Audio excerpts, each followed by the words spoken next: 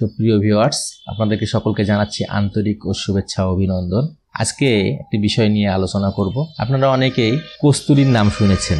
কস্তুরী দু প্রকারের পাওয়া যায়, একটা হলো মৃগ নাভি কস্তুরী আর দ্বিতীয় যে কস্তুরীটি সেটা হলো লতা কস্তুরী।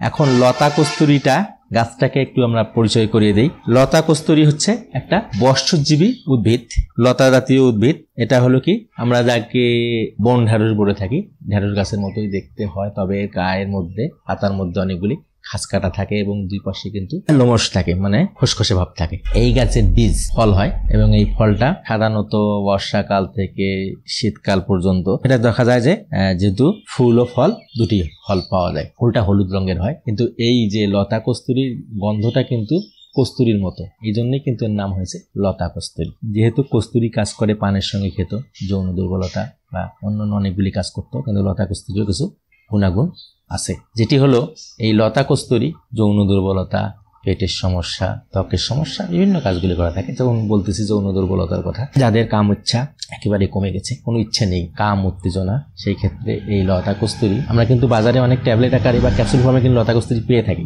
সাধারণত একটা করে ক্যাপসুল বলা হয় 500 মিলিগ্রাম করে, দুটো করে সর্বোচ্চ ক্যাপসুলের কথা বলা হয়ে থাকে, দুবার করে খাওয়া যায়। হ্যাঁ, সকালে দুটো, রাতে দুটো ভাবে বলা হয়ে থাকে, বা একটা করে। সেই ক্ষেত্রে আমরা 1 গ্রাম পর্যন্ত বা দিনে 2 গ্রাম পর্যন্ত সর্বোচ্চ নিতে পারি। তার মানে হলো 500 মিলিগ্রাম, 500 1000 মিলিগ্রাম। তাহলে এটা যদি বেশ কিছুদিন 15-20টা বীজ ভিজিয়ে রেখে বা চূর্ণ করে যদি সেটা খেতে পারি, সেক্ষেত্রে কিন্তু আমরা একটা ভালো রেজাল্ট পাবো। যৌন ইচ্ছা, কামভাব যেটা আমাদের দূরে গেছে বা থাকবে না, সেটা কিন্তু আস্তে আস্তে ফিরে আসবে, শারীরিক দুর্বলতা চলে যাবে, আস্তে আস্তে যৌন আকাঙ্ক্ষা বৃদ্ধি পাবে। এই অবহেলিত লতা কস্তুরী বন জঙ্গলে পাওয়া যেত আমাদের দেশে, যেমন চট্টগ্রাম, ভারতের বিভিন্ন জায়গা এলাকায় এই লতা কস্তুরী গাছগুলি বেশি করে জন্মিত।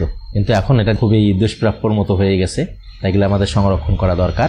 এবং এটা একটা ভালো ভেষজ এবং উপকারী, এবং ওষুধে, আয়ুর্বেদিক এবং ইউনানি ওষুধে লতা কস্তুরীর ব্যবহার আছে। আর একটি বিষয় আমি মনে করিয়ে দেই, ডোজটার কথা আপনারা তো অনেকেই প্রশ্ন করবেন কিভাবে খাবো। এখানে 15 থেকে 20টা বীজের কথা বলেছি, সেই বীজটাকে আমরা চূর্ণ করে এভাবে আমরা একবার করে 2 বার খেতে পারি। আর পাশাপাশি তো অথবা পানির সাথেও খেতে পারি বা একটু মধু দিয়েও খেতে পারি, সেটা সমস্যা নেই। আর যাতে করে এটা 15-20 দিন বা 1 মাসের মতো খেলে কোনো সমস্যা হয় না। আজকে লতা কস্তুরীর বিষয়ে এই ছিল আমার আলোচনা।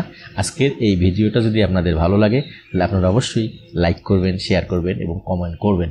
আর আপনাদের যদি কোনো মতামত থাকে এই বিষয়ে, তাহলে আপনারা অবশ্যই কমেন্ট বক্সে লিখে জানাবেন। আর যারা আমার এই চ্যানেলটিকে অলরেডি সাবস্ক্রাইব করেছেন তাদেরকে অসংখ্য ধন্যবাদ। যারা আমার চ্যানেলটিকে আজকে নতুন, এখন পর্যন্ত সাবস্ক্রাইব করেন নাই, তারা আমার চ্যানেলটিকে সাবস্ক্রাইব করবেন, পাশে থাকা বেল আইকনে ক্লিক করবেন, যাতে নতুন কোনো ভিডিও আপলোড হলে দ্রুত আপনাদের হোম পেজে শো করবে। এই পর্যন্তই। আপনারা সবাই সুস্থ থাকুন, সুন্দর থাকুন। আপনাদের সুস্বাস্থ্য কামনা করে আমি বিদায় নিচ্ছি। আপনাদের সবাইকে ধন্যবাদ।